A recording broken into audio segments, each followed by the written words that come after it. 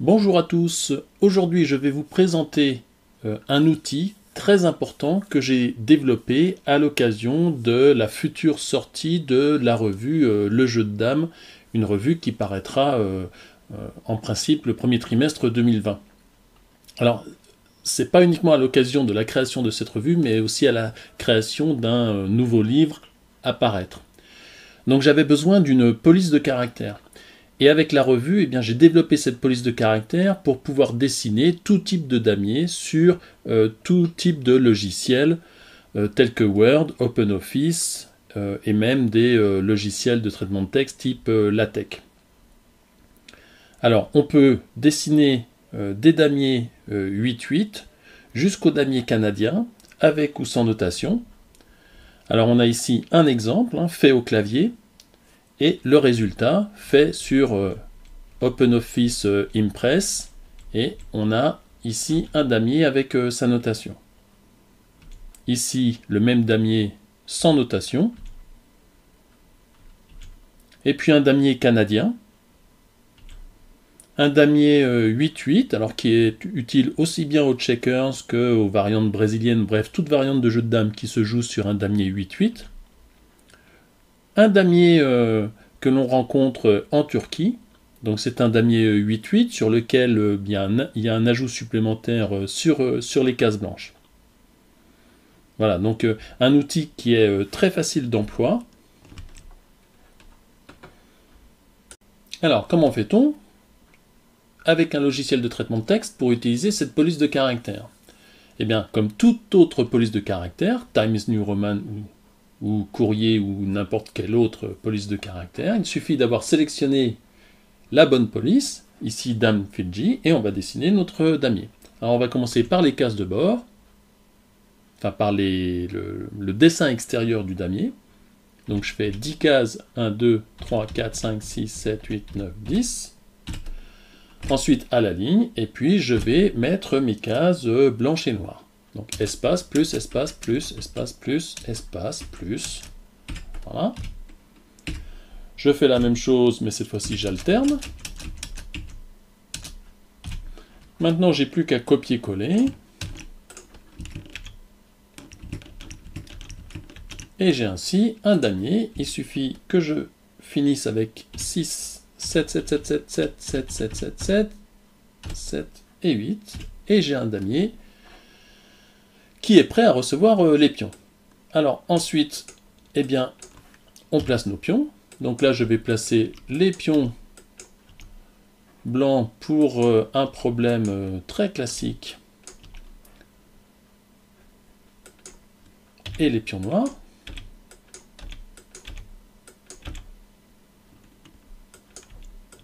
Voilà, et par exemple, dans cette position, c'est pas ça la position. Bref. Donc, une fois qu'on a placé nos pions, on n'a plus qu'à mettre une légende sur ce diagramme. Alors ici, par exemple, les blancs jouent et gagnent. Alors, on peut aussi mettre une notation. Alors, si maintenant je veux intégrer une notation à mon damier, mais il suffit de connaître le code. Alors, c'est pas forcément un code facile, il faut connaître les correspondances exactes entre le clavier et l'apparence sur le diagramme. Mais par exemple, pour aller de 46 à 50, on utilise les lettres F, G, H, I et J.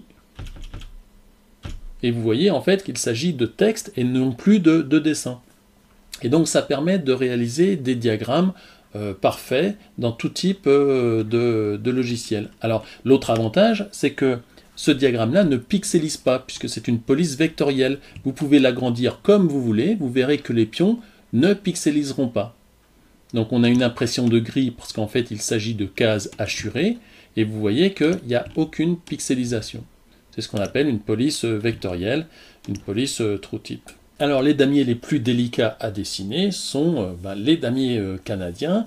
Et l'avantage de cette police de caractère, c'est que l'on peut dessiner des diagrammes sans notation et avec notation.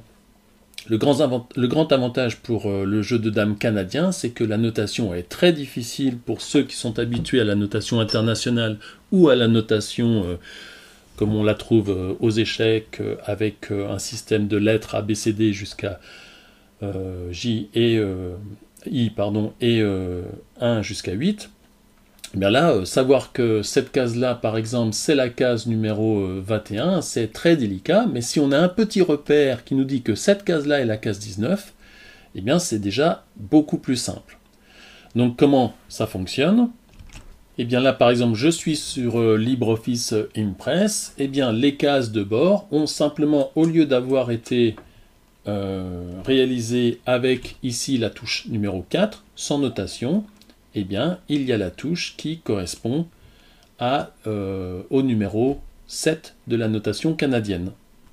Alors, la correspondance n'est pas toujours très simple. Par exemple, pour la case numéro 7, eh bien, vous voyez que c'est le symbole qui suit le symbole de la livre anglaise. Donc, pour le mettre, eh bien, soit on a déjà un diagramme déjà réalisé, donc il suffira de copier-coller, ou alors il faut aller le chercher. Alors c'est pas la meilleure des méthodes, hein. La meilleure des méthodes c'est de disposer de diagrammes déjà faits. Donc je vais aller chercher dans les caractères spéciaux, et je vais aller, eh bien, là ici j'ai toute ma police, et je vais trouver le numéro 7 qui est là, j'insère, et j'ai ma case numéro 7. Alors évidemment, ce n'est pas la façon la plus simple de faire, il suffit simplement d'avoir déjà ce diagramme et on n'aura plus qu'à placer les pions. Alors cette police de caractère contient également des éléments graphiques particuliers, comme par exemple ces sabliers qui indiquent si c'est le trait au blanc ou trait au noir. On peut également ajouter en fait ici des pions blancs sur les bords ou noirs sur les bords qui indiqueraient que le trait est au blanc ou au noir, c'est une autre possibilité. On peut marquer les pions si on a besoin de faire un cours et les pions, si l'on veut par exemple parler de la flèche 6, 11, 17, eh bien on marquerait les pions 6, 11, 17. Donc cela correspond à un caractère du clavier. Et puis, nous avons évidemment les dames. Alors ici, elles sont sur la case blanche, mais ça, c'est pour le jeu turc. Mais sinon, évidemment, nous jouons sur les cases noires pour la variante internationale. Et vous voyez différents symboles, comme par exemple aussi les flèches vers le haut ou vers le bas, si l'on veut indiquer un mouvement particulier. Donc on le voit, cette police de caractère sera très utile à tous ceux qui veulent dessiner un damier propre, quelle que soit la variante qu'ils jouent, des États-Unis jusqu'au continent africain, dans toutes les variantes du jeu. Et j'ai décidé de la développer sous licence Creative Commons. Alors, vous êtes autorisé pour cette police à la partager, à la copier, à l'adapter éventuellement si vous avez des compétences pour modifier une police de caractère. Les conditions sont les suivantes. Vous devez attribuer, c'est-à-dire créditer en fait l'œuvre numérique qu'est la police de caractère d'Amfiji en citant le nom de son auteur d'origine, c'est-à-dire moi, Philippe Jeanneret. Pas d'utilisation commerciale sauf autorisation. Donc si vous voulez en faire une utilisation commerciale, un livre, une revue payante, eh bien vous me contactez. Et voilà pour ce qui est des conditions d'utilisation de cette police de caractère. Si vous avez un site internet et que vous utilisez sur votre site internet cette police de caractère, eh bien, il faut simplement faire mention de l'auteur de cette police de caractère en incluant eh bien, le petit lien qui est là, qui est également dans l'information sur cette vidéo YouTube.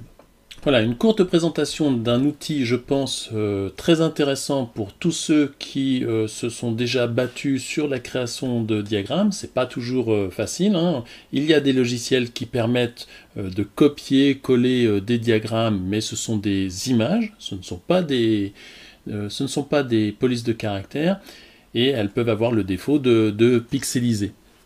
Ou quelquefois, par exemple, sur Turbo Numbers, eh bien, le copier-coller du diagramme a des petits défauts et en tout cas, il ne montre pas la notation. Ce qui peut être très intéressant pour les débutants, quelles que soient les variantes, qu'elles soient en 8-8, en checkers, en dame turque, en dame internationale ou en dame canadienne. Voilà, je vous remercie de votre attention. Cette police de caractère sera disponible à la fin de l'année et en début d'année 2020 ou en début d'année 2020. Voilà, à bientôt.